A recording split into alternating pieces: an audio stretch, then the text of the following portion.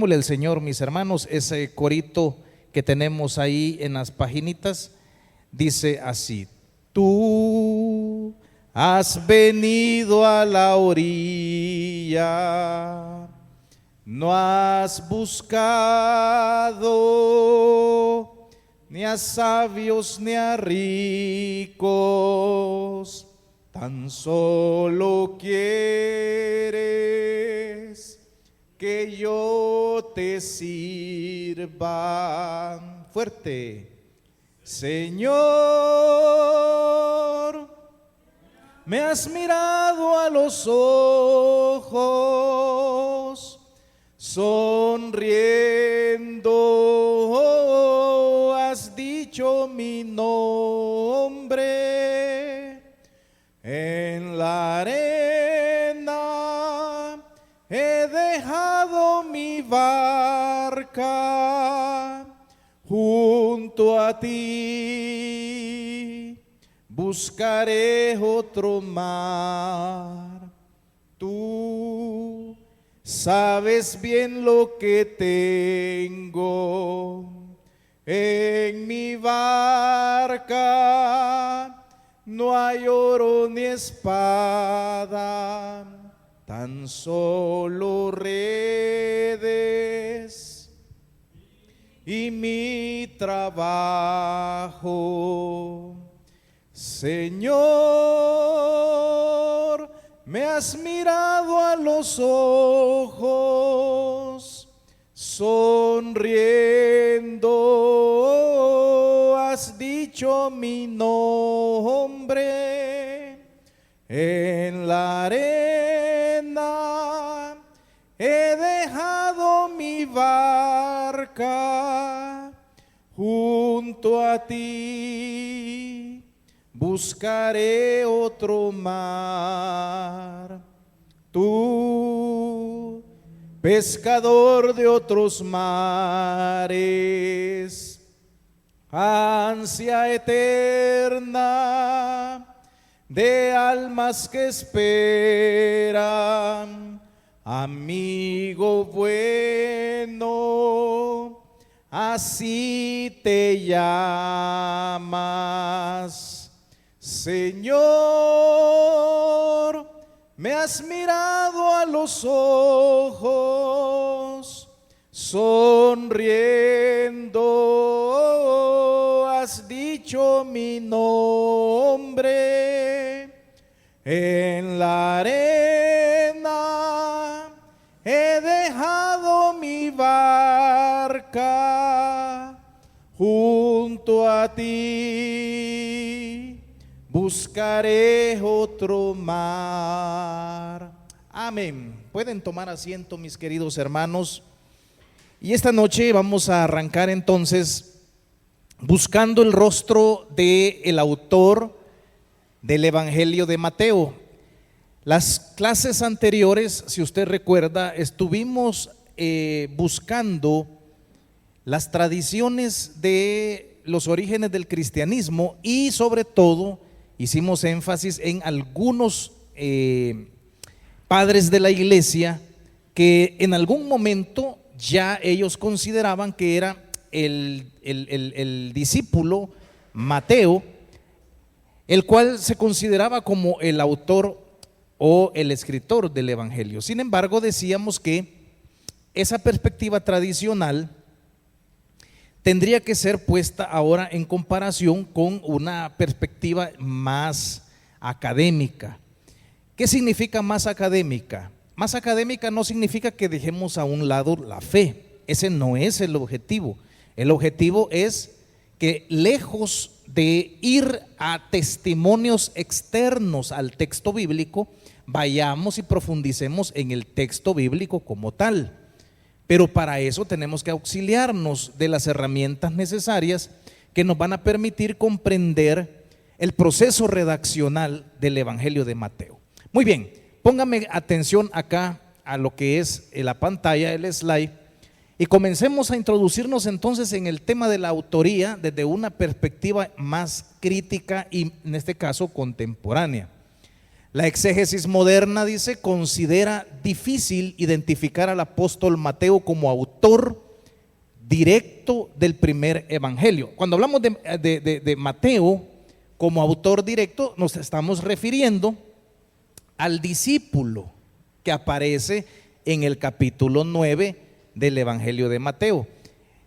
Diversos estudios literarios muestran que el texto presenta dependencia del evangelio de Marcos y de una tradición común hipotética llamada fuente Q, lo que indica una redacción posterior a los acontecimientos narrados. Esto es importante, mis hermanos, que lo podamos entender.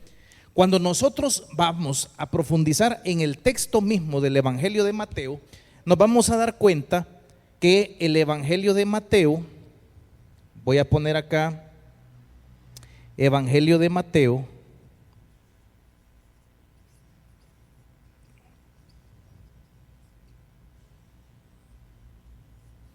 cuando lo vayamos a analizar, vamos a descubrir lo que son las fuentes. Si gusta, escriba ahí lo siguiente: fuentes que utilizó el redactor del evangelio de Mateo para elaborar su propio evangelio. Entonces, al estudiar el evangelio de Mateo, nosotros nos vamos a dar cuenta, mis queridos hermanos, de que estas fuentes están presentes en esta obra, y específicamente hay tres fuentes importantes en la cual el que escribió el evangelio de Mateo las utilizó.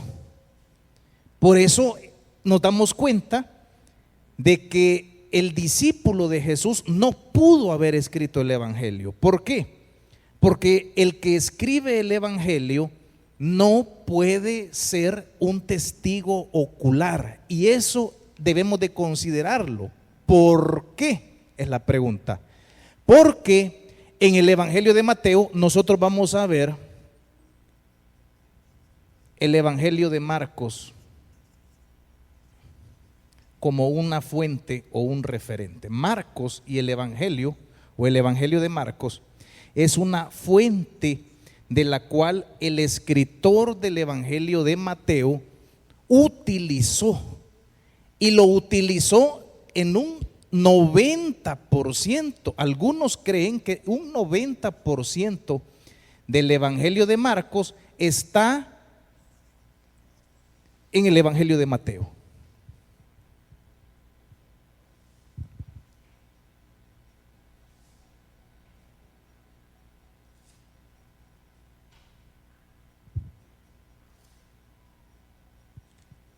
Aquí cargaba unas notas.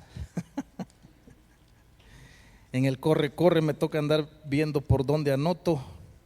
Yo solo quiero que pongamos cuidado a lo que vamos a estudiar en este momento. Estamos tratando de entender por qué el discípulo que aparece en el capítulo 9 de Mateo no pudo haber escrito el evangelio como tal. Y nos damos cuenta de que la forma de escribir no es alguien que en primera persona, como un testigo ocular, nos esté contando las cosas, sino que el que ha escrito el evangelio de Mateo ha utilizado el evangelio de Marcos, y ese dato nosotros lo debemos de tener claro. Ahora, si ha utilizado el evangelio de Marcos, nos vamos a dar cuenta que la forma de utilizarlo es aproximadamente de un 90% del contenido del evangelio de Marcos el que ha utilizado. Ahora, el evangelio de Marcos, para que usted tenga una idea, nos muestra el rostro de Jesús a través de acciones. Así es el evangelio de Marcos. Es decir, usted va a ver a Jesús en una continua acción, no para. Jesús está en una dinámica de ministerio en donde está sanando, está liberando a los endemoniados, de repente va a resucitar a una persona, pero no para. En el evangelio de Marcos usted va a encontrar un continuum de acción constante de Jesús en su ministerio, sanando, obrando milagrosamente, portentos, etcétera, etcétera. Entonces, eso Mateo lo va a retomar en forma de narraciones. En forma de narraciones. Eso significa que cuando nosotros vayamos a estudiar el Evangelio de Mateo, todas las partes narrativas las ha tomado del Evangelio de Marcos. No sé si me estoy dando a entender, mis hermanos. Si hay alguna pregunta, alguna duda, aquí está el micrófono para que usted pueda hacerlo con toda libertad. Se lo voy a dejar acá a la hermana para que nos pueda apoyar. Gracias, hermana Alison. Veamos. Decíamos entonces que Mateo ha utilizado el Evangelio de Marcos como una fuente literaria. ¿Qué es lo que ha tomado del Evangelio de Marcos? Las narraciones como tal. Eso lo debemos de entender nosotros. Las narraciones son los elementos que Mateo ha utilizado del Evangelio de Marcos. Esas narraciones las ha tomado casi de forma calcada, digámoslo. Casi no las modificó. Ahora, ¿cuáles son las narraciones que ha utilizado Mateo del Evangelio de Marcos? Anote lo siguiente ahí, por favor. La narración del bautismo, la narración del ministerio en Galilea, la subida a Jerusalén y la pasión. Lo voy a escribir acá. ¿Qué narraciones utilizó Mateo, dijimos? El bautizo o bautismo, la narración de su ministerio en Galilea, ministerio en Galilea. ¿Cuál otra? La subida a Jerusalén. Subida a Jerusalén. Y lo que conocemos nosotros como la pasión, es decir, el momento de la muerte y resurrección.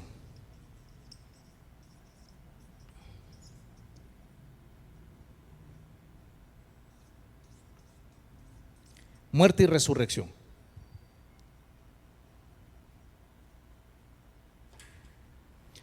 Preguntas sobre lo que vamos ahorita viendo acá, mis hermanos.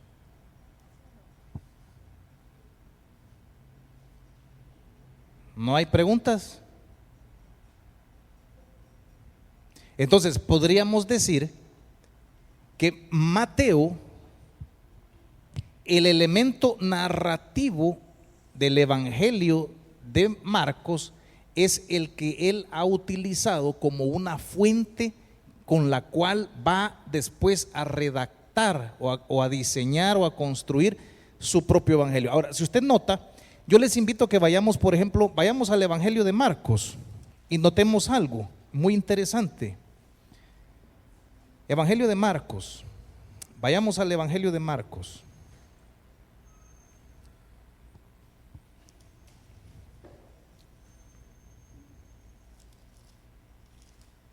En el Evangelio de Marcos vamos a encontrar algo muy curioso. Recuerden que el Evangelio de Marcos fue el primer evangelio en escribirse.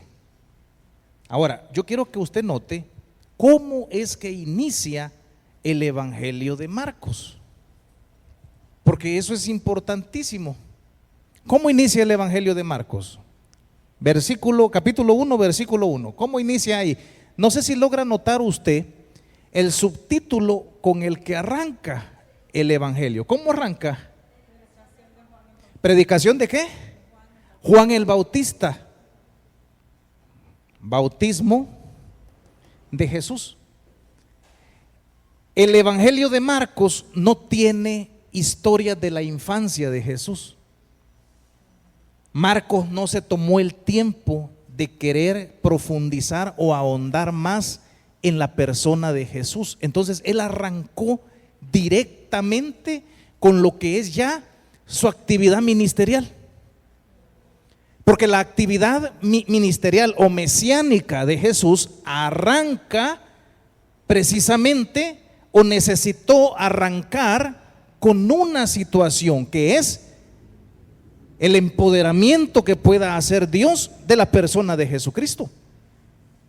Es decir, que cuando nosotros vemos la narración del bautizo de Jesús, lo que tenemos nosotros que entender es que esa escena en donde el Espíritu Santo viene descendiendo, precisamente esa escena es la que va a generar la acreditación mesiánica de Jesús, porque Jesús no operó en su fuerza, sino que en la fuerza del Espíritu.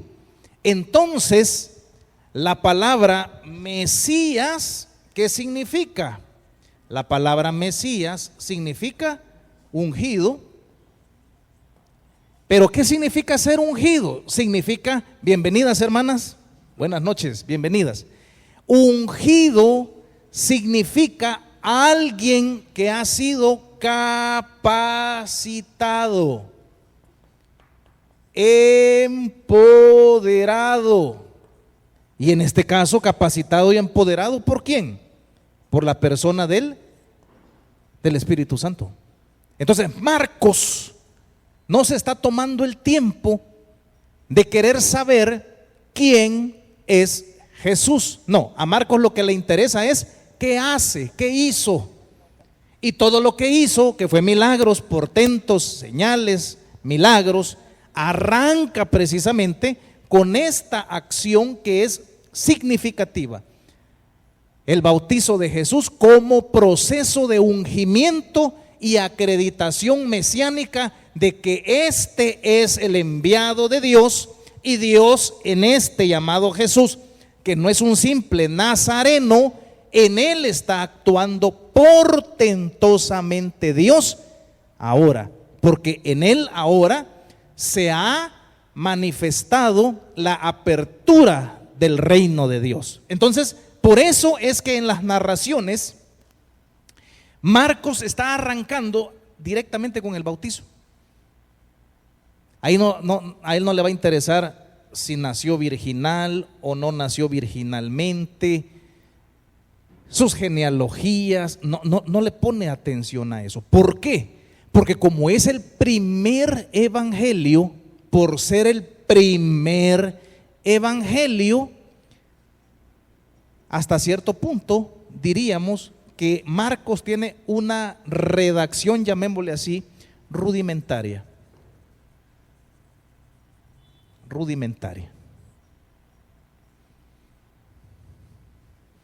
Eran los primeros pininos que se estaban haciendo. No sé si me doy a entender en ese sentido. Claro, posteriormente alguien va a tomar este evangelio ya bien terminado y redactado, que es Marcos, y él lo va a terminar de pulir o lo va a terminar de perfeccionar o de mejorar, que eso precisamente es lo que observamos en la pluma del que escribe el evangelio de Mateo, de que ha recibido el evangelio de Marcos, pero además de recibirlo, se ha tomado el tiempo de mejorar lo que él encontró simplemente como fuentes originarias con las cuales escribir el evangelio de Mateo. Vuelvo a insistir, preguntas, comentarios, mis hermanas o mis hermanos, dudas.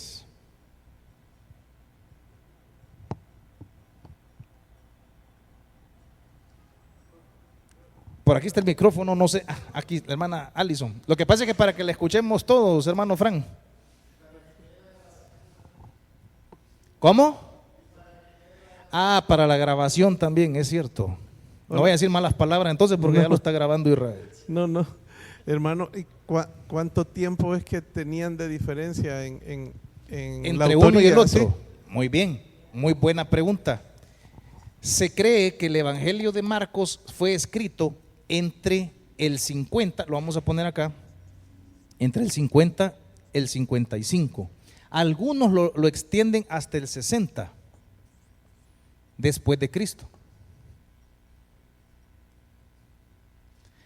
¿Cuándo es que se escribió el evangelio de Mateo? Como estamos todavía en el proceso primero de quién lo escribió, todavía no hemos llegado a cuándo lo escribió. Ojalá lleguemos antes de Navidad a esa pregunta, de tanto que nos vamos metiendo. Basta decir algunas cosas. Por ejemplo, en el evangelio de Mateo se presume acontecimientos del año 70 después de Cristo ya dentro de su evangelio. Pero en el año 90 ya andaban, ¿se recuerdan lo que vimos el jueves pasado? Ya habían copias circulando del Evangelio de Mateo. Quiere decir que si hay acontecimientos del año 70 que incidieron en su escritura y en su redacción, pero en el año 90 después de Cristo ya andaban circulando copias del Evangelio, nos da la pauta para creer de que entre el 70 y el 90, se escribió el Evangelio de Mateo. Algunos creen que aproximadamente en el año 80 después de Cristo. Y hoy vamos a estudiar un poquito, vamos a profundizar un poquito por qué se cree que el Evangelio de Mateo se escribió allí por el año 80 después de Cristo. Entonces, si podemos hacer aquí una resta bastante sencilla, 80 menos 60 igual 20 años de diferencia aproximadamente. Entonces podemos recapitular de que el Evangelio de Marcos tiene una estructura rudimentaria. Veamos por qué tiene esa estructura rudimentaria. Primero decíamos que no tiene relatos de infancia. Arranca automáticamente ¿con qué? Con el bautizo de Jesús por parte de Juan en el río Jordán, ¿sí?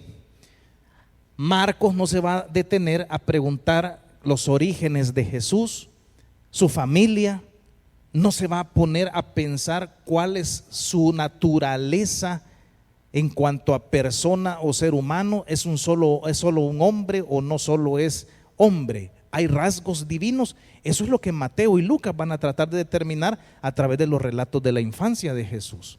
Por eso es que en Mateo y en Lucas que encontramos los relatos de infancia que hablan precisamente de un nacimiento virginal, y en ese nacimiento virginal operado milagrosamente por el Espíritu Santo, que teológicamente nosotros lo conocemos como la encarnación de Jesús, ahí es que se le va a dar ahora calidad de naturaleza divina a este que es también un hombre, Jesús de Nazaret. Pero a Marcos no le va a llamar la atención eso. Vuelvo a insistir. Marcos hace un énfasis, lástima que no es parte del tema, pero ¿cómo escribe entonces Marcos su evangelio?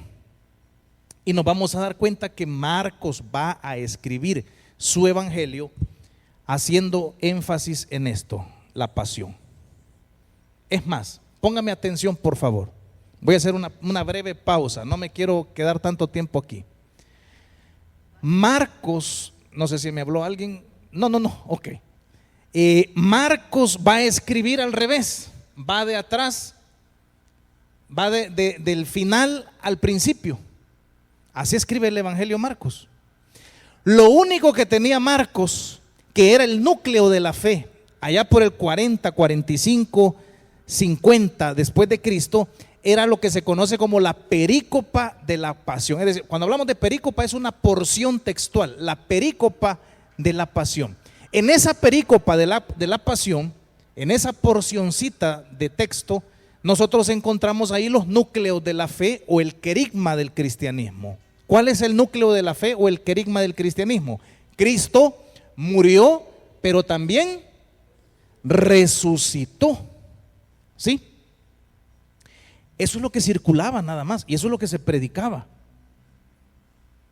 Y a eso se le llama el querigma de la fe, el núcleo confesional del cristiano. ¿Dónde encontramos esa porción nosotros? En la primera carta a los Corintios, en el capítulo 15. Lo encontramos de nuevo. Vayamos a la primera carta de Corintios, capítulo 15, por favor.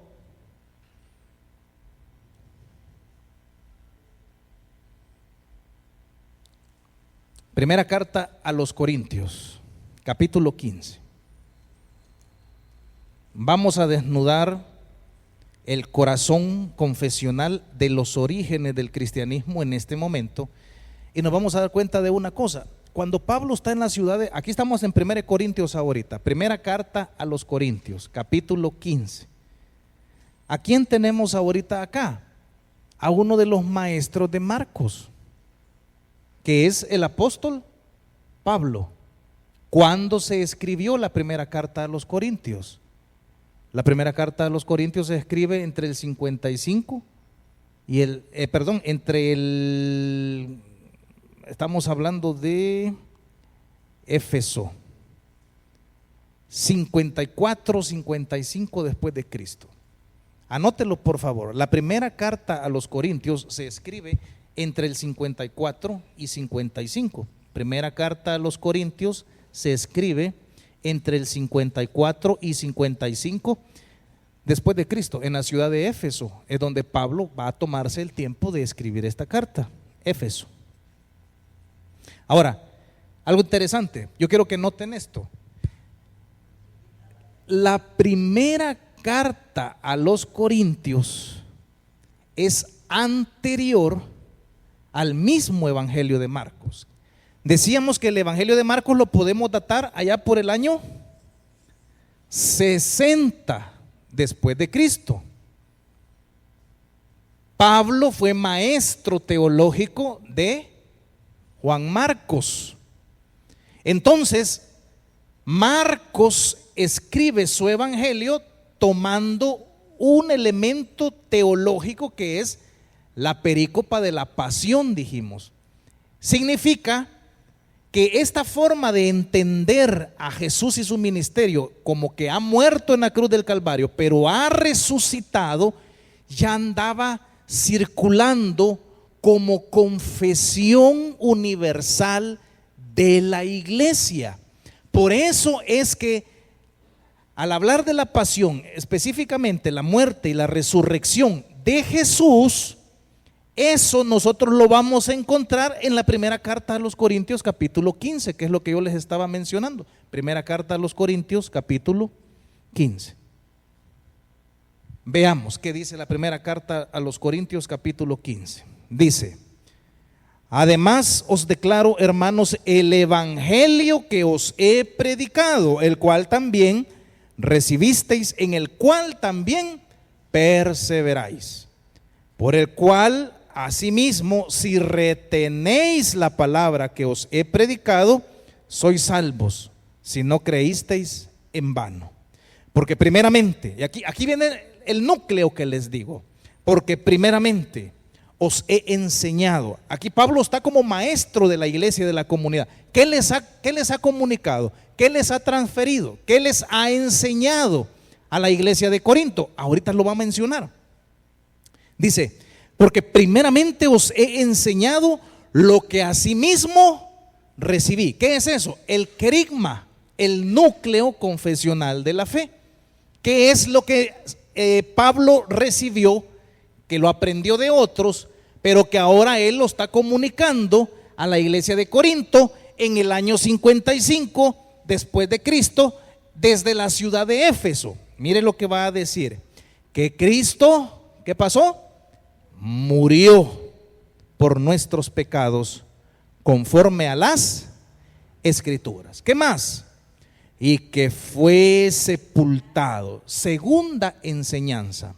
¿Cuál es la primera enseñanza? Que Cristo murió por muerte de cruz. Muy bien. Una vez que murió, en la memoria histórica quedó registrado que allá un tal José de Arimatea fue y se presentó a las autoridades del Sanedrín y entonces solicitó su cuerpo para que los perros o las aves de rapiña no lo fueran a devorar. Y entonces se presenta delante de las autoridades del Sanedrín y entonces pide permiso para poder descolgar ese cuerpo. ¿Y qué hacen con ese cuerpo? Bueno, le dan preparación mortuoria y después de darle preparación mortuoria, lo van a enterrar. Es lo que está narrando Pablo aquí. Fue sepultado. ¿Qué otra cosa quedó grabada en la memoria de toda la iglesia? Mire lo que dice después: y que resucitó al tercer día conforme a las Escrituras. Esto es lo que tomó Marcos, que se conoce como la perícopa de la pasión, y con eso él comenzó a construir su evangelio. Ahora, notemos algo muy interesante. Póngame toda la atención, por favor. Mire qué dice Pablo después en el versículo 5. ¿De qué nos va a hablar después Pablo?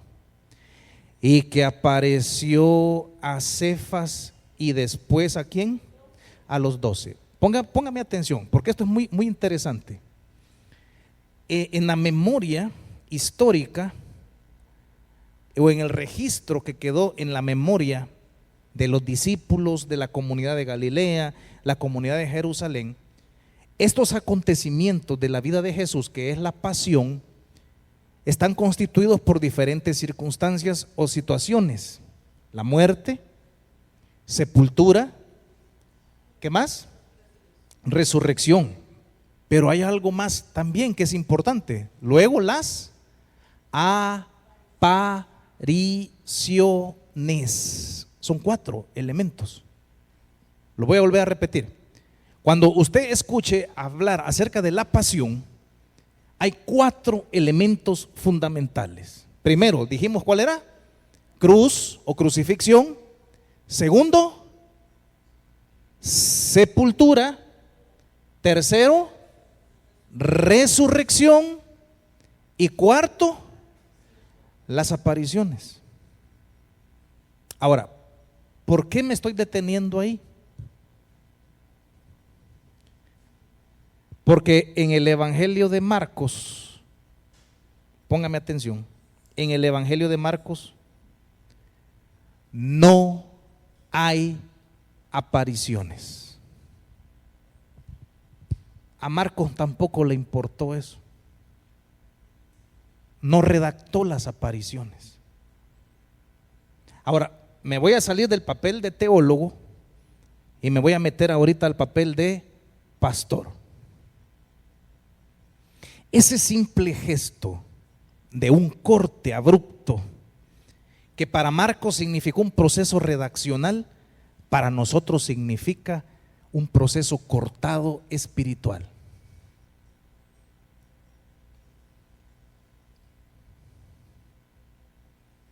¿Cuántos creen que Jesús ha resucitado? Amén. ¿Cuántos conviven con el que se aparece y se muestra? Ahí está un problema serio.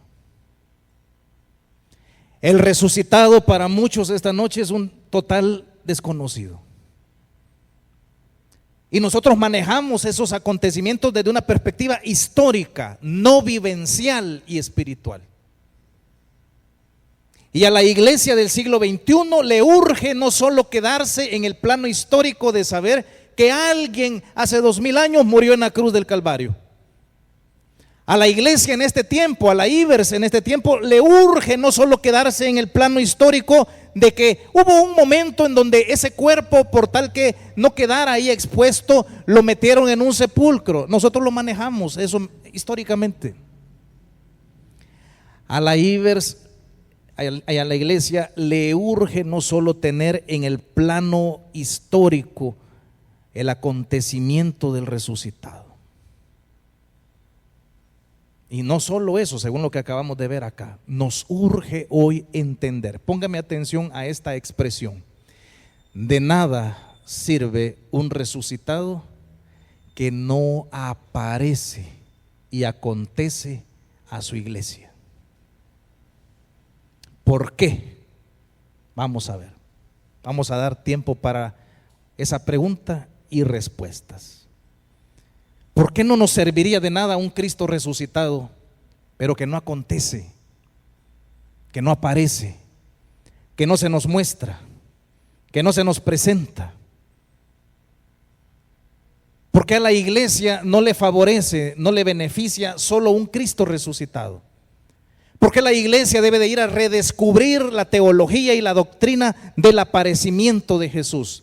Del que se aparece, el que se muestra, el que viene al encuentro desde las tinieblas y la oscuridad, para que haya luz, para que haya encuentro, para que haya revelación, para que haya ahora comprensión. Todas las apariciones por lo general tienen un plano escénico, un escenario. Cuando a la Magdalena se le presenta, por ejemplo, la Magdalena va corriendo. Ahora, ¿cuál es el contexto del tiempo y del día en ese momento. ¿Se recuerdan ustedes ahí en el Evangelio de Juan? ¿Cómo? Muy temprano. ¿Qué quiere decir muy temprano? No hay luz, a oscuras. Está en la oscuridad de la crucifixión. Está ahogada en el sufrimiento y en la muerte de su maestro. ¿Qué necesita? Luz. Y esa luz solo la otorga ¿quién? El que se aparece. Las doctrinas de la crucifixión, las doctrinas de la resurrección, las doctrinas del aparecimiento de Jesús tienen elementos significativos en nuestra vida espiritual, mis queridos hermanos. Y en este momento vuelvo a repetir, estoy tratando de desvincularme de un elemento de información fría, teológica, para entrar a la vivencia de cada uno de los que hoy estamos en esta noche acá. ¿Dónde está el resucitado en mi vida? Es la pregunta que yo debería de hacer. ¿Lo conozco? ¿Lo veo?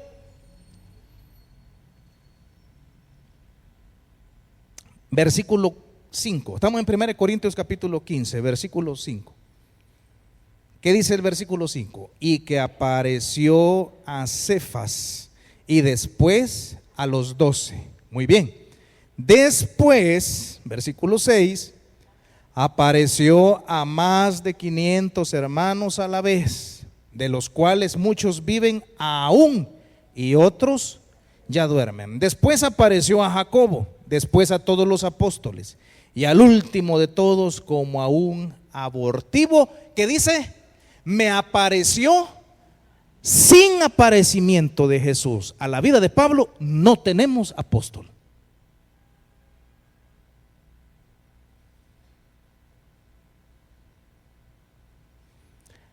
¿Cuántos pastores, apóstoles, evangelistas nunca van a existir en esta iglesia? Porque no vamos a profundizar en la vivencia del que se aparece como resucitado.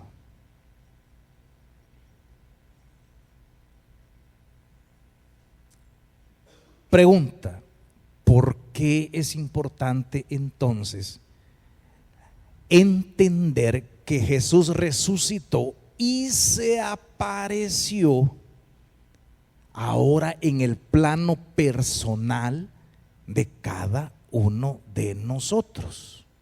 Esa es la pregunta que yo quiero que usted pueda reflexionar. Veamos respuestas. Ya me dejaron solo la guitarra a mí. Hermana, por allá en el micrófono, no sé quién tiene el micrófono. Hágame el favor, hermana Alison. Aquí está la hermana, aquí. Es importante saber que el hecho de que Él se haya aparecido nos da garantía de evidencia de que eso ocurrió. Si no, ahora no podríamos defender nuestra fe. Sería una fe ciega si no pudiéramos decir hay suficientes testigos de la aparición, de la resurrección de Jesús. Muy bien, ¿qué más? ¿Qué más? Gracias, hermana. ¿Qué más? Vamos a ver, Fran. Hola, yo pienso que era como, bueno, la hermana dijo la garantía, yo creo que era como el sello de todo el proceso de todo su, ¿cómo se llama? De toda su pasión. Si él no se hubiera dejado ver después de resucitar, muy probablemente todos o muchos se hubieran quedado con dudas de Muy si bien. esto pasó o no. Pero ahorita está todavía usted en el plano histórico, allá en el pasado. No, la pregunta va dirigida a nosotros hoy en el Ajá. presente. Sí. Vamos a ver, para usted, ¿qué significativo es esto que hoy estamos aquí meditando y aprendiendo? Sobre que no basta con que haya resucitado, sino que tiene la virtud de aparecerse a su iglesia. Y sin aparecimiento su iglesia queda en un oscurantismo, casi como Magdalena, que ya lo vamos a estudiar en el Evangelio de Juan, en un sepulcro frío, entrando a un estado de incomprensión de la vida nueva ahora del resucitado, que se ha levantado y ha vencido la muerte. Vamos a ver. Sí, yo pienso que, bueno, creo que es un poco difícil de explicar la sensación. Aquí tenemos tiempo, Sí, Franz, hoy pedimos pupusas. Sí, la sensación de acompañamiento que sentimos cuando tenemos la seguridad de que tenemos al Señor en nuestro corazón. Desplazarnos o hablar con seguridad, confiar de que lo que leemos y hemos recibido en nuestro corazón es real, creo que no sucedería si el Señor no estuviera con nosotros acompañándonos. Ok, se lo voy a hacer se lo voy a hacer más directo. ¿Se le ha aparecido a usted el resucitado? ¿Vive usted en esa dimensión de constante encuentro, búsqueda con ese resucitado? Yo pienso que sí. Me lo dice con dudas, Fran. No, lo que pasa es que es lo que le digo, de repente para mí es difícil expresarlo, pero lo siento, sé que existe, sé que Él está en momentos que uno no sabe ni qué hacer y milagrosamente el Señor le da sabiduría a uno. Ok, como es una pregunta tan importante, hoy le voy a dar el espacio a todos. Vamos a ver, hermana Dorita, quiero escucharles. Sí, es que hermano, puede estar escrito, podemos escuchar la historia, pero si no lo buscamos en oración, si no nos empapamos de La él y lo vivencia. sentimos, así no, o sea, si no lo buscamos en oración, si no tenemos esa fe, esa certeza que él existe, no lo vamos a sentir. Ok. Pero sí lo sentimos porque, pues, si lo buscamos, vea, Muy y bien. creemos que él es real, porque Muy lo bien. sentimos. Muy bien, hoy vamos a ver el hijo. Vamos a ver. Francisquito, te voy a hacer una pregunta. ¿Te han enseñado en la iglesia las doctrinas del resucitado o conoces vivencialmente al resucitado que se te ha aparecido? Yo creería que sí. Más porque fuerte, Francisquito. Yo Así, creería quítate que los sí, zompopos hermano. en la garganta porque ya estás ronco, pero trata de hablarnos más fuerte. Yo creería que sí, hermano, porque cuando lo busco, yo siento que sí, no sé cómo decirlo. Sí lo siento y siento que sí está presente en mi vida. Muy bien. Y que actúa de muchas formas. Ok, vamos a ver. Hermano Roberto. Sí, bueno, Más fuerte, un poquito más hoy, fuerte para que lo escuchen los ¿cómo demás. se llama? Ahora que pues estamos en el Evangelio, hemos experimentado, digamos, que Dios está con nosotros, que Él va con nosotros, porque vemos su mano, vemos cuando Él interviene por nosotros en algún milagro, algún favor, algo que nosotros le pedimos y Dios responde. En sí, ¿verdad? Yo he experimentado, digamos, en sí que Dios está conmigo, y cuando fue su llamado también a mí fue a través de un sueño. Casi no todos lo saben. A través de un sueño Dios me llamó y me dijo que ese día yo fuera a la iglesia y que le aceptara. Pues entonces tuve un encuentro bien bonito, especial, porque mi vida estaba en tinieblas, como usted dice. Y de ahí pues de ahí para allá Dios comenzó a cambiar, a moldear mi vida. Fue un proceso. Y hoy pues ya más de 20 años yo estoy seguro que Él pues está conmigo y pues hay una relación diaria, pues, ¿verdad? Tal vez no somos perfectos, pero sí tratamos la forma de agradarle. Ok, muy bien. Por cuestión de tiempo quizás me voy a saltar en algunos quizás. Vamos a ver. Carlos, pásele el micrófono ahí, por favor. Vamos con Carlos y vamos acá con la hermana Allison.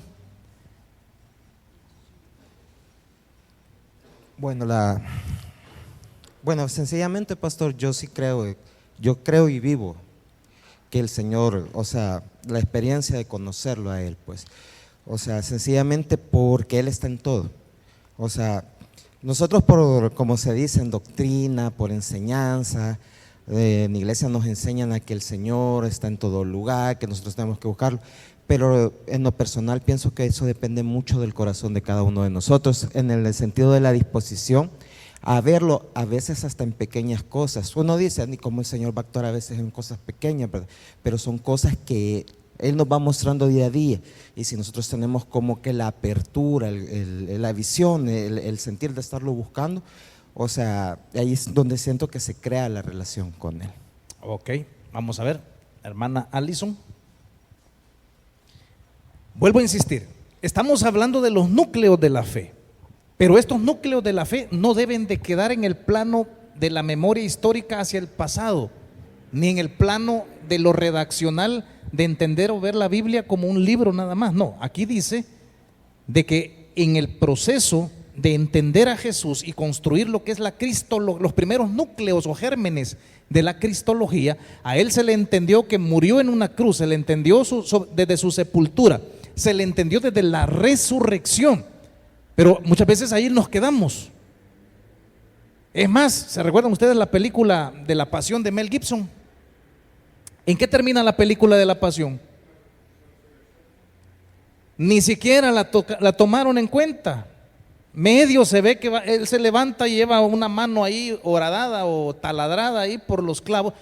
Lo que pasa es que ya no pudieron profundizar más. Ahí les topó el coco.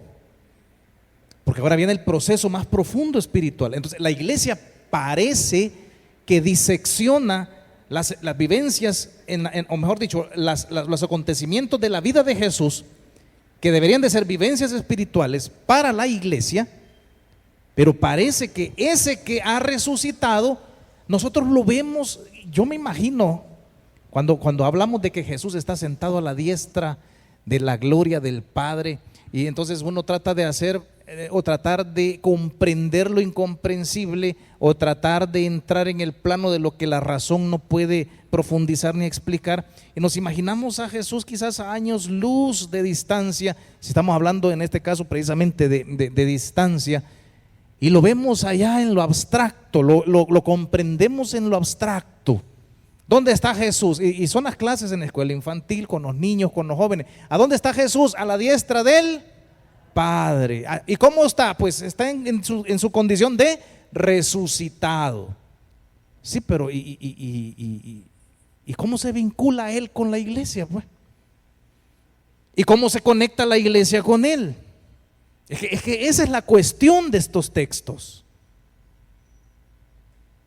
De que la iglesia hubiera quedado en un desamparo completo y en una incomprensión total de la intención del programa de salvación de Dios, si Jesús no viene al encuentro de ellos y se les aparece como resucitado.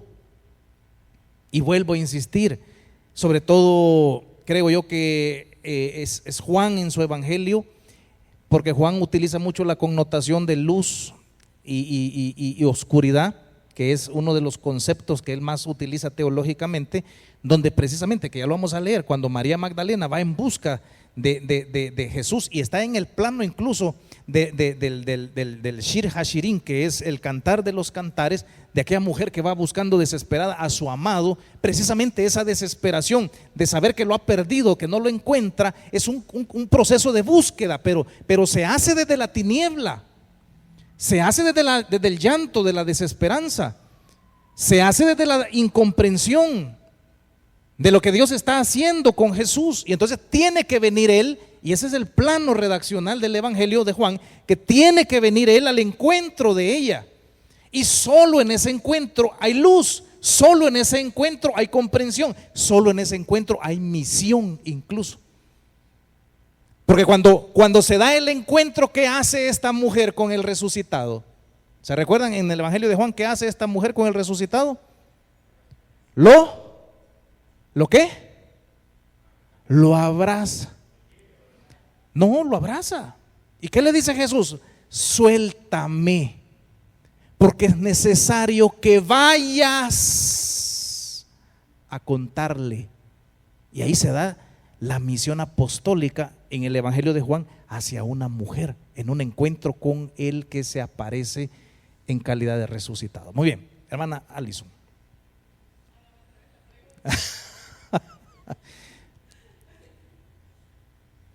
conoce al resucitado, se le ha aparecido, tiene la vivencia personal con él. Sí, creo que desde que tuve la conciencia de mi naturaleza pecadora y que por mí no podía hacer nada y que lo conocí a él como mi Salvador, desde ahí creo que ha sido de todos los días volverlo a conocer, volverlo a descubrir, verlo en los detalles que quizás los doy por sentado a veces, en qué sé yo, el sol y demás, pero personalmente digamos que en la guía, en la percepción, en la toma de decisiones, he podido ver cómo él va ordenando todos los caminos, los procesos para mi vida. Por ejemplo, cuando salí de la universidad, él ya tenía listo el trabajo para mí, donde él quería que yo me desempeñara. Y así voy viendo cómo él va ordenando todas las cosas de mi vida. Ok, está bien, pero aún así nosotros fragmentamos toda la riqueza de la persona de Jesús. Vaya, ¿cuáles son los conflictos en el matrimonio, por ejemplo? ¿Cuáles son las situaciones de desaveniencia? ¿Cuáles son las cargas en el hombre del siglo XXI, por ejemplo? No, porque aquí está la hermana capitana general del feminismo, Ivers. Hoy no voy a tocar a las mujeres, voy a hablar de los hombres.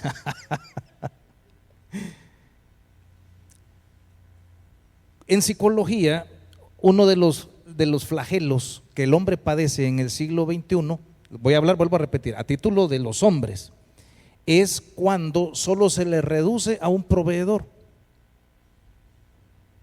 pero no hay una realización de persona a persona con su esposa. Y entonces vienen los conflictos, vienen las situaciones tensas, porque no hay una realización del hombre o del varón.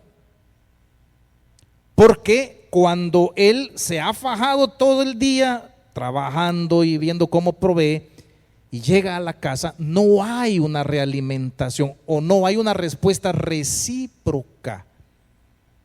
No sé si me doy a entender, ¿sí? Pero ¿por qué el hombre en el siglo XXI, según la psiquiatría y según la psicología, está teniendo esos conflictos a nivel de ser humano? Por lo mismo, porque él es más que un proveedor. Y entonces lo que decía Allison, por ejemplo, es que me va ordenando la vida. Sí, pero es más que eso Jesús. Y hay más de su personalidad. Y hay otros rostros de ese resucitado que no los estamos vivenciando. Y ese es el problema.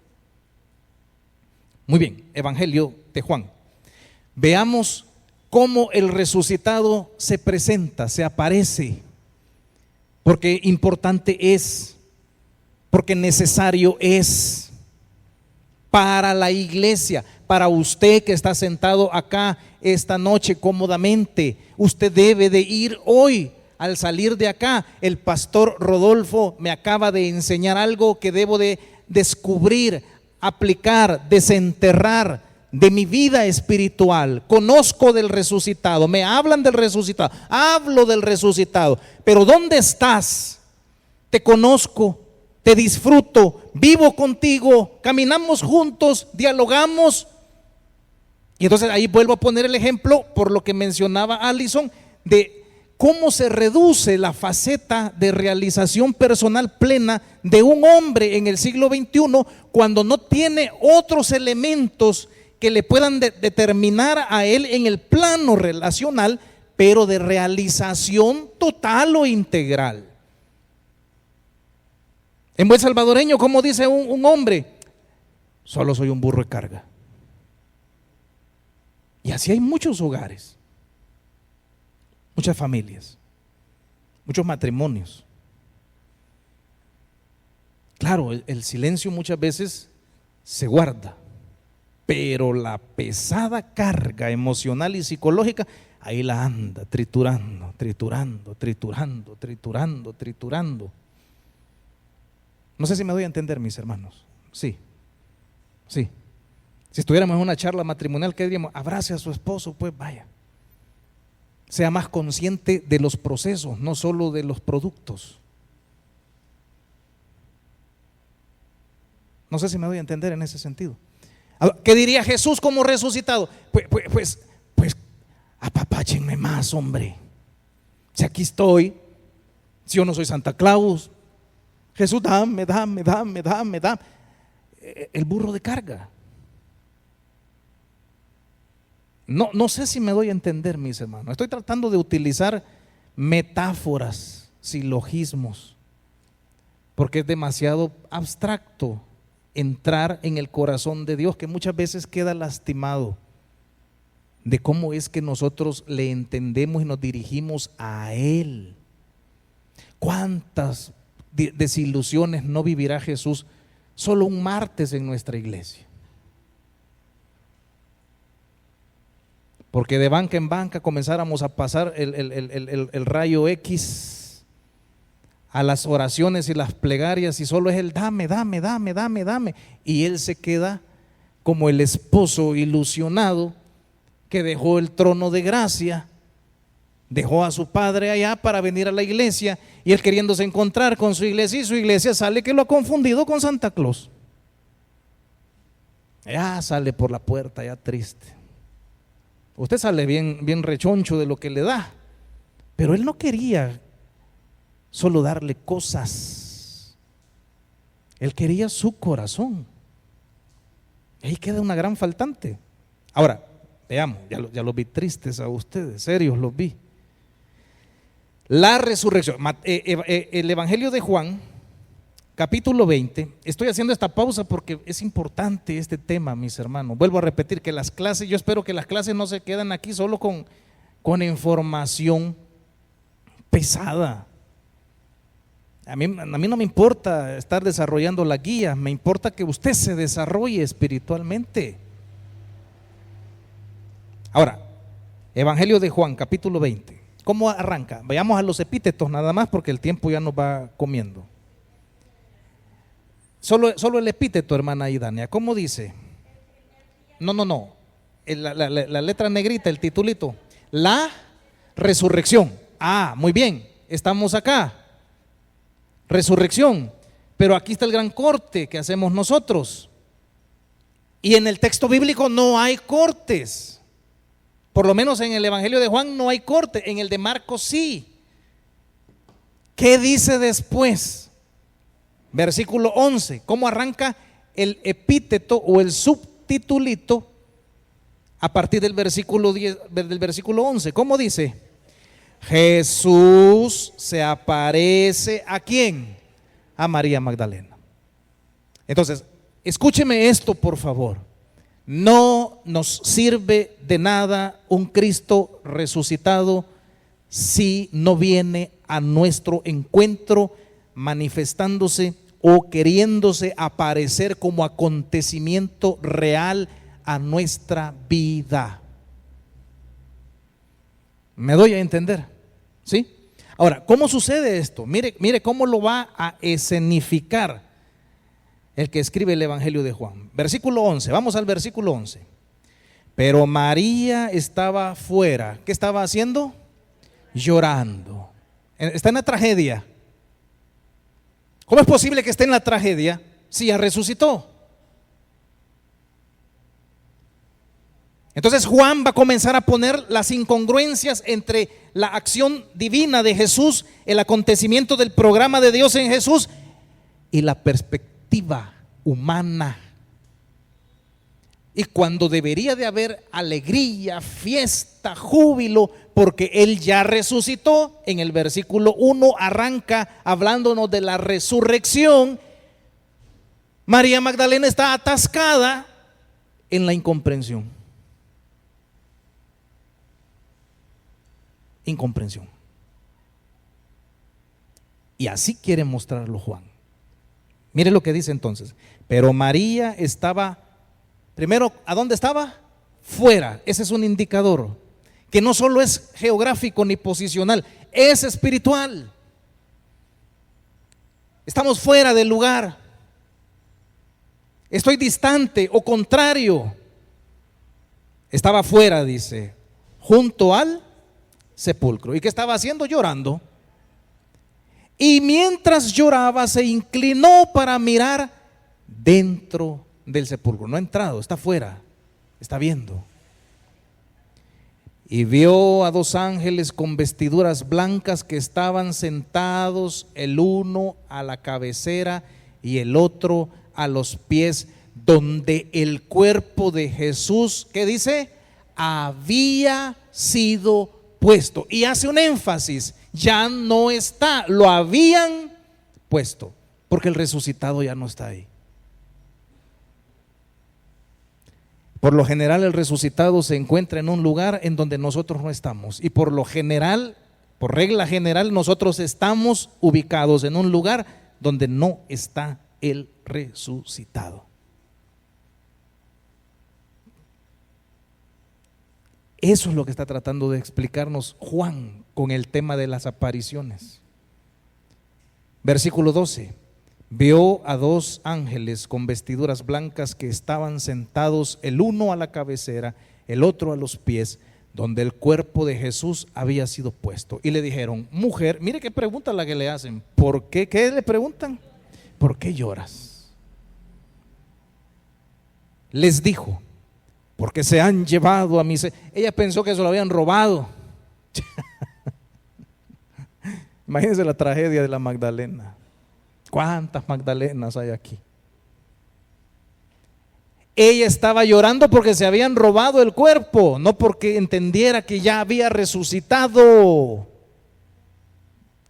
Interesante. Y entonces, ¿qué hace esta mujer? Les dijo: porque se han llevado a mi Señor y no sé dónde le han puesto. Cuando había dicho esto, se volvió. ¿Y qué pasó? Y vio a Jesús que estaba ahí, mas no sabía que era Jesús. Incomprensión. Algunos no son capaces de ser conscientes o de percibir y comprender a Jesús en relación a sus mismas vidas. Por eso es que Él es o el gran desconocido de la iglesia o el que pasa desapercibido. Vuelvo a insistir, Juan adrede, con intención teológica, nos está mostrando estas verdades. Lo preocupante es que hoy nosotros pareciésemos ese personaje de María Magdalena. Lo lamentable es que nosotros podamos entrar en los zapatos de este personaje, y eso es lo preocupante, mis hermanos. Mire lo que dice después. Cuando había dicho esto, se volvió. Ese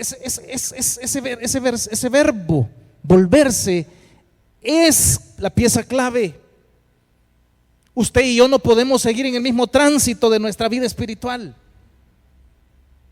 Usted y yo no podemos seguir en la misma ruta, ni con las mismas acciones, ni con las mismas actitudes de lo que hoy hemos nosotros tenido por cristianismo. Necesitamos un giro, una vuelta. Eso es la descripción más pintoresca de lo que nosotros hemos convertido en teología barata, del concepto de la conversión y el arrepentimiento. El volverse es una actitud de cada persona. Hoy nosotros deberíamos de tener ese ejercicio de dar un giro hacia el resucitado. Y volvió, dice. Y después, ¿qué hizo? Vio, como una acción no solo de los ojos desde una perspectiva biológica o anatómica, sino como la capacidad que va dando progresivamente el Espíritu Santo para que la persona de Jesús resucitada se vaya volviendo cada vez más perceptible y comprensible para mi vida.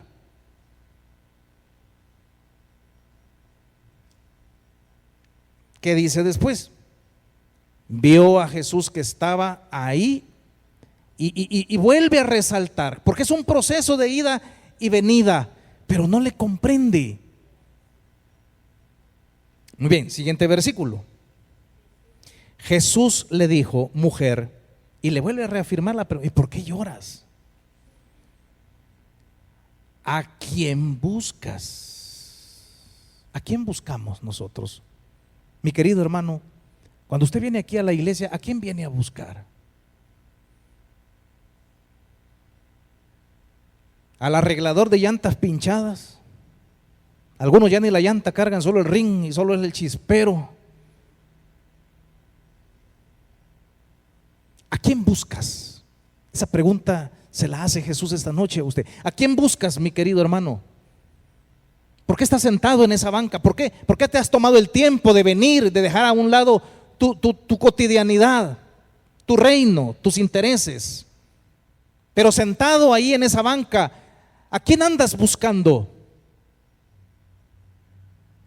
Mis queridos hermanos, no nos dejemos de ver como buscadores de Dios. Porque el que cree que ya está en el punto donde debería de estar, se conforma, baja los brazos, baja la guardia.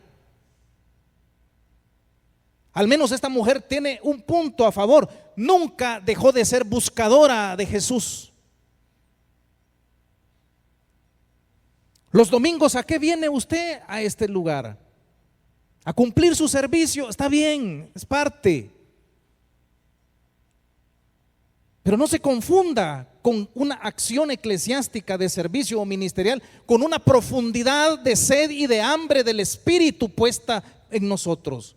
El deseo de la búsqueda constante de Jesús en nuestra vida.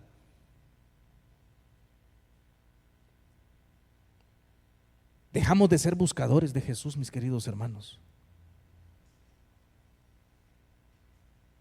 Dejó de existir en nosotros el deseo de esa apertura hacia esa búsqueda con el objetivo de un encuentro. ¿A quién buscas?, pregunta. ¿Y qué va aconteciendo? Ella, pensando que era ¿qué? El hortelano, es decir, el que cuidaba ahí el jardín, no lo había conocido. Falta de comprensión. Y la vuelve a remarcar Juan. Pensando que era el hortelano, le dijo: Señor, si tú lo has llevado, mañoso le está diciendo, tú te robaste el cuerpo, decime si te lo has llevado. Ahorita voy a hablar al 911. Si tú te lo has llevado, le dice, dime dónde lo has puesto y yo me lo llevaré. Imagínense, se imagina usted a la Magdalena echándose en el lomo a Jesús. Dramática esta mujer, ¿verdad? Versículo 16, Jesús le dijo: María. Y ahí viene, ojo, este es un gesto, comienza con el nombre, intimidad. Mis queridos hermanos, si no hay intimidad de Jesús con nosotros, nos quedamos afuera, nos volvemos superficiales, distantes, fríos, mecánicos. María le dice, ¿por qué le llama? Por su nombre, intimidad. Eso es lo que Dios quiere con nosotros, intimidad. Eso no lo vamos a buscar, ni lo vamos a lograr, ni lo vamos a tener en las bullangas de un culto de domingo. Se lo voy a volver a repetir. Usted no va a tener este plano vivencial en las bullangas y corres de los domingos. Se lo vuelvo a repetir. María, volviendo, y vuelve a repetir el mismo verbo, volviéndose ella, le dijo. ¿Qué le dice? Raboni, que quiere decir maestro. Ojo, lo confundió con el hortelano. Al hortelano hasta lo acusó de ser mañoso. Hoy ya va la revelación progresiva. No es un mañoso jardinero, no es el cuidador del jardín que se ha robado. No, por lo que me dijo, porque conoce mi nombre. Ella va descubriendo progresivamente la persona de Jesucristo. revelación. Si nosotros nos estancamos, mis queridos hermanos, nuestra vida va a ser siempre superficial y fría. Y entonces le dice ella, Raboni, ¿qué quiere decir maestro? Jesús le dice o le dijo, no me toques, porque aún no he subido a mi Padre, mas ve a mis hermanos y diles, subo a mi Padre y a vuestro Padre, a mi Dios y a vuestro Dios. Cuando lo tiene de frente María, lo abraza, pero le dice Jesús, no, déjame, no es momento, no me retenga. Escuche esto, no, en griego dice, no me retengas. Lastimosamente Reina Valera lo que dice es, no me toques, como que fuera despreciativo, ¿verdad? Es más, yo he escuchado pastores que a saber de dónde han sacado estas locuras, y entonces dice que cuando María Magdalena lo va a abrazar, como él estaba en un cuerpo glorificado, le dijo, no me toques porque me vas a contaminar. Con que tocó un féretro con alguien muerto. A saber de dónde han sacado las locuras estos pastores con esas predicaciones mero bayuncas. No le estaba diciendo eso. En griego lo que le dice es, no me retengas. ¿Qué es lo que le dice en griego? No me retengas. ¿Por qué? Porque el que tiene el privilegio de tener la experiencia de encuentro con el resucitado no puede quedárselo para sí mismo, porque tiene que ir por otros a compartirlo. No puede haber en tu vida, mi querido hermano, esta noche propósito de misión, de envío, de predicar al resucitado, primero, si no se te ha aparecido, si no hay encuentro, y segundo, si te vuelves egoísta en ese encuentro, en esa experiencia y en esa vivencia, para que ahora solo Jesús tenga sentido en tu vida o en cuatro paredes. Esa puerta de la iglesia tendríamos que hacerla más amplia,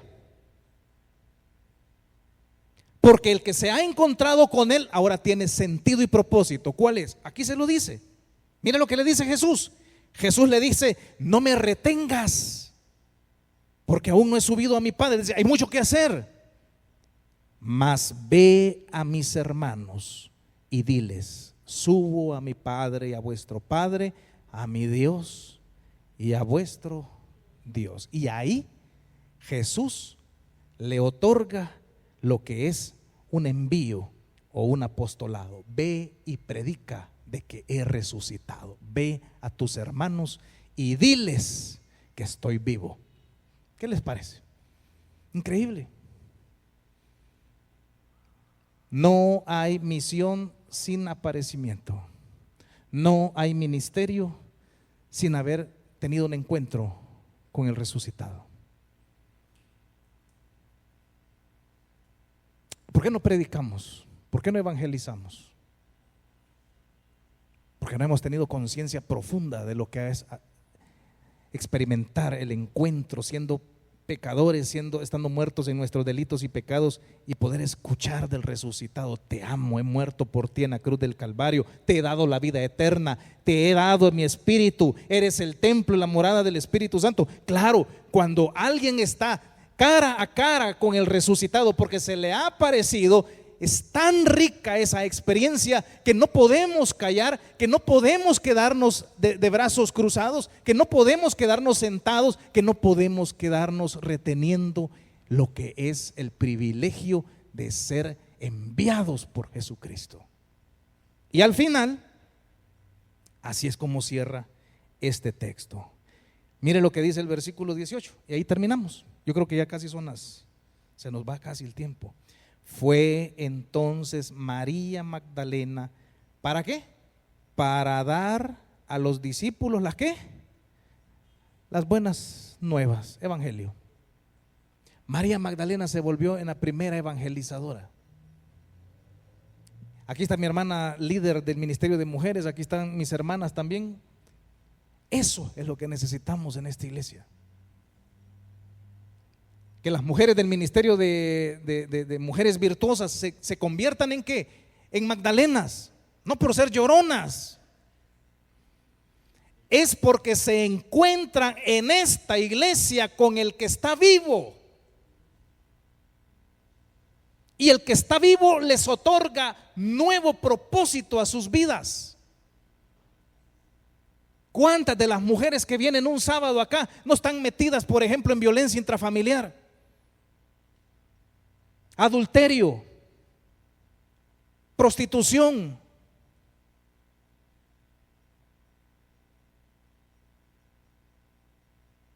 En ideaciones suicidas,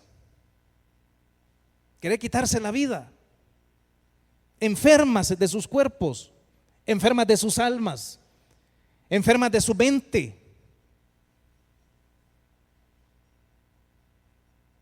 Y entonces ese proceso de un sábado, de un desayuno de mujeres, debe convertirse en este proceso, hermanas. ¿Y usted por qué viene? Pregúntele los primeros días. ¿Y usted por qué viene? ¿Por qué me dan tamal o pupusa? El que ha confundido a Jesús con el hortelano. Y Jesús no se molesta por eso. Pero una vez sentada ahí con 2, 3 pupusas, medio bote de curtido, 3 vasos de café, bien servidos ya. Ahora viene el aparecimiento. Para eso hemos venido a esta iglesia. Para eso estamos en esta iglesia. Allá está mi hermana directora del CDI. ¿A qué va a llegar un niño al CDI? ¿Para qué vienen los sábados al club bíblico, hermana Allison? Para que se conviertan esos jóvenes en aquellos que siguen los pasos de esta mujer. Esta mujer es el prototipo, el tipo, el estereotipo de lo que debe de ser un cristiano o un creyente. Y entonces en el versículo que estamos leyendo, que es el versículo 18, dice: fue entonces María Magdalena para dar a los discípulos las nuevas de que ¿qué? No es hablarles de doctrina. Hermano Antonio, allá en la plaza, aquí está mi hermana Idania también, allá en la placita no es a dar el tratado por el tratado mismo. El tratado no salva a nadie. ¿A qué fue a hablar esta mujer? ¿O qué fue a hablar esta mujer? Que había visto su vivencia, su testimonio, su experiencia espiritual. He visto, le conozco, está actuando en mi vida de esta manera. Ese es el poder del testimonio, no doctrinas. Y aquí yo me meto en un serio problema con esto de los estudios bíblicos por lo mismo. Porque aquí estábamos dando datos fríos, calculadores. Pero tuvimos que hacer el salto. ¿Para qué? Para que entienda que esto, el reino de los cielos, es poder de Dios para salvación. Y entonces ella va a dar la vivencia. Entonces dice el versículo 18: fue entonces María Magdalena para dar a los discípulos las nuevas de que había visto al Señor y que Él le había dicho, Él le había confiado, le había otorgado estas cosas. ¿Cuánto nos queda? 8 minutos. Preguntas, comentarios, mis hermanos. Quedan abiertos 8 minutos de preguntas y comentarios solo con esto: muerte, resurrección, que no puede quedar mutilado y entrar al mundo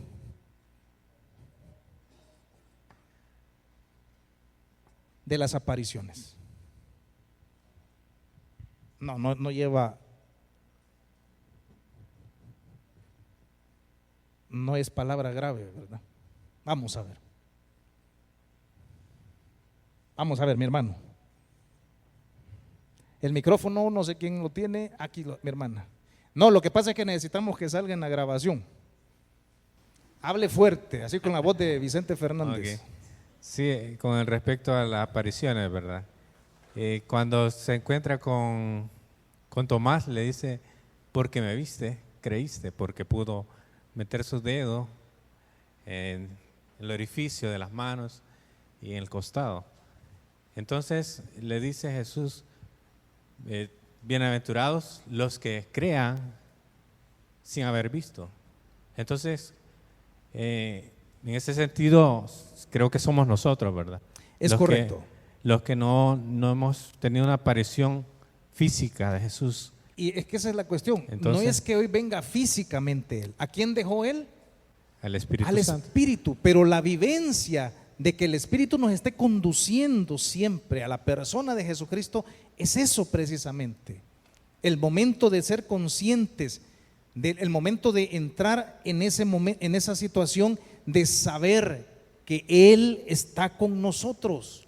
Exacto, ya se fía la vida del cristiano en su día a día, ¿verdad? Como dice usted, ya la convivencia con el Espíritu Santo, que es el que nos acompaña a nosotros en todo el tiempo. Pero como me vuelvo a la palabra, ¿verdad? Que dice que nosotros hemos creído sin haber visto. Posiblemente muchos hermanos testifican que lo han visto aún en estos tiempos, ¿verdad? Pero esa es experiencia personal. Pero nosotros que no lo hemos visto, es por la fe, ¿verdad? Todo esto es por la fe. Y esa fe se materializa en nuestros actos, en los milagros, en las transformaciones del corazón, de la mente, de todo lo que el Señor hace, es a donde se manifiesta. Entonces, por eso nosotros creemos, por eso nosotros decimos, sí, tengo esa comunión y lo siento, lo vivo en Amén. mi vida. Es correcto. Sí, Ahora, comentario. por lo que usted menciona, nosotros debemos de tener cuidado, mis hermanos, en esas experiencias de misticismo también, porque abrir una puerta hacia el misticismo y esas experiencias también puede ser contraproducente. ¿Dónde puedo encontrar los referentes yo de Jesús? ¿Dónde puedo yo conocer cada vez más a Jesús? Por eso la importancia de entrar a estudiar el Evangelio de Mateo, porque en los Evangelios encontramos el rostro de Jesús. El Evangelio de Juan, utilizando siempre a Juan, Juan dice lo siguiente: porque Jesús dice es la exégesis del Padre. ¿Qué significa eso? Que si yo pregunto, ¿y cómo es Dios? ¿Qué debería de responder yo? Dios es como Jesús. Quiere decir que la invitación está abierta para que nosotros nos volvamos en estudiantes, en investigadores, devoradores de los evangelios al menos, y tener lecturas sistemáticas, periódicas de los evangelios, evangelio de Mateo en este caso, Marcos, Lucas, Juan, pero ni siquiera eso nos tomamos el tiempo nosotros. Entonces Jesús, vuelvo a repetir, para nosotros es un desconocido total. Entonces, ¿cuál es el punto de equilibrio en este caso? Es cierto, busquemos la experiencia espiritual de estar en la vivencia con Jesús. No descuidemos las Escrituras. Encontremos a Jesús en las Escrituras y busquemos comprenderle cada vez más. Que eso es lo que el reto que tenemos de leer los evangelios, que como iglesia nos enamoremos de Jesús, que descubramos a Jesús, que vivamos a Jesús. Muy bien, ¿alguien más?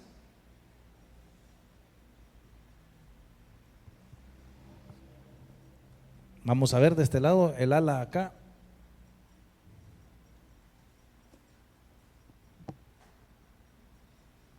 Vamos a ver, hermano Roberto. No, solamente una pregunta y espero que no se malinterprete. Tocante a, digamos, a María, digamos, porque muchos predicadores han oído de que hayan iniciado así como mujeres pastoras, ¿verdad? Entonces, como que han malinterpretado también el texto a las buenas nuevas, que se refiere para la noticia de dar testimonio que Jesús había resucitado.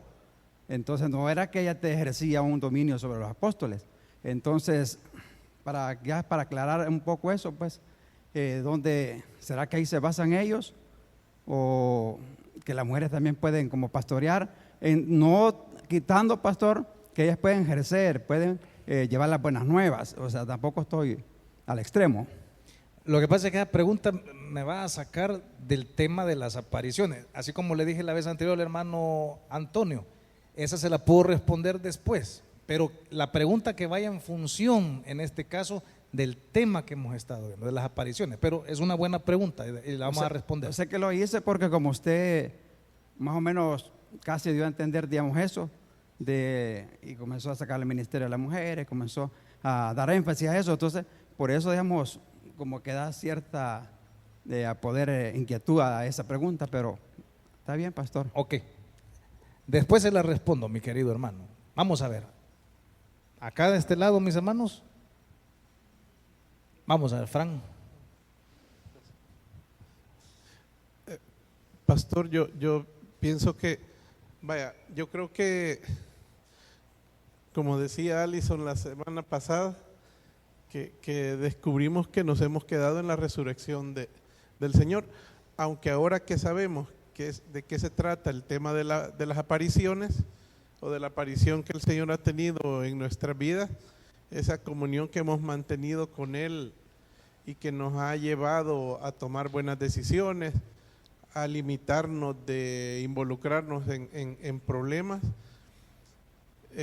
También pienso que hay personas que confunden esto con esos momentos emocionales.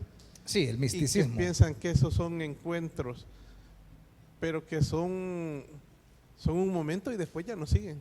Sí, lo que pasa es que la experiencia con Jesús es integral, es lo que estábamos hablando. Es una experiencia en donde a través de mi vida de oración, de búsqueda del rostro del Señor, el Espíritu Santo nos va conduciendo hacia Jesucristo.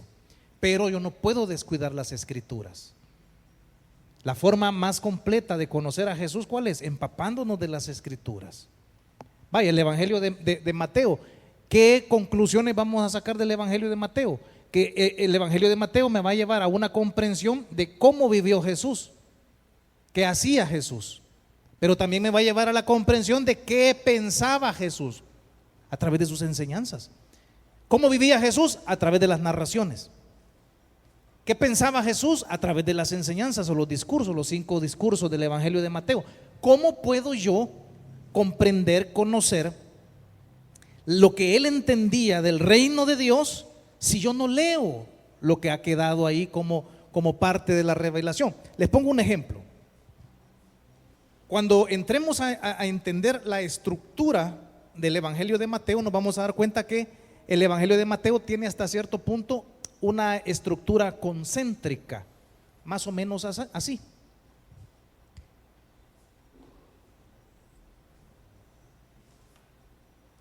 Concéntrico significa que nos va a llevar a un centro común, que sería esto. En el Evangelio de Mateo, ese punto, llamémosle así, punto medio, viene siendo el capítulo 13.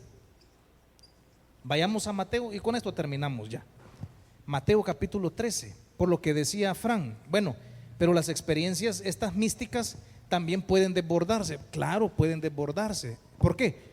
Porque podemos caer en una subjetividad que le pierda realmente incluso hasta coherencia con el mismo texto bíblico. Ahora, ¿qué dice Mateo 13?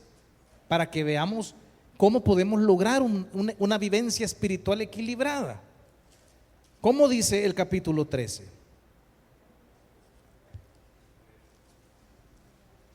Siempre veamos el subtitulito nada más, porque es parábolas. El capítulo 13 nos va a hablar de ¿qué?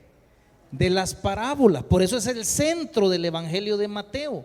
Capítulo 13 es el capítulo de las parábolas. El discurso parabólico, así se llama, discurso parabólico. ¿Por qué es el centro y la médula del Evangelio? Porque a través de parábolas, ¿de qué nos va a hablar Jesús en el capítulo 13? Del reino de Dios. Levánteme la mano aquí quien ha estudiado el capítulo 13 de Mateo, así siendo honesto. Levánteme la mano quien se ha tomado el tiempo de estudiar despacio, tranquilos, el capítulo 13 del Evangelio de Mateo. Esa es la cuestión. Necesitamos una vida espiritual equilibrada. No podemos descuidar la palabra. Y eso es el énfasis que vamos a estar haciendo noche tras noche. Entonces tiene razón en este caso, Fran, de poder observar ese peligro. Si aperturamos solo el elemento místico, mistérico y de misticismo incluso, podemos desbocarnos en experiencias subjetivas que no dejan de tener en este caso un peligro, un elemento negativo. Entonces volvámoslo más equilibrado. ¿A dónde tenemos que ir también? A conocer y profundizar en la persona de Jesucristo a través del texto, a través de la palabra. Por eso yo les ponía el ejemplo.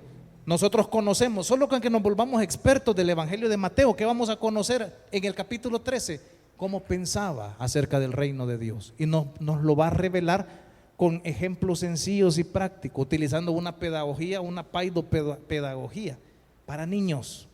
Nos va a llevar a las aulas de parvularia y con muñequitos nos va a pintar cosas que son profundas y abstractas que jamás llegaríamos a comprenderlas si no las revela Él de forma sencilla. Muy bien. Bueno, cerramos acá, mis hermanos. Vamos a pedirle a mi hermano Fran, le voy a pedir a mi hermano Antonio que podamos pasar a recoger los diezmos y las ofrendas, y con esto vamos cerrando lo que es la clase. Vamos a orar y nos despedimos para el próximo jueves.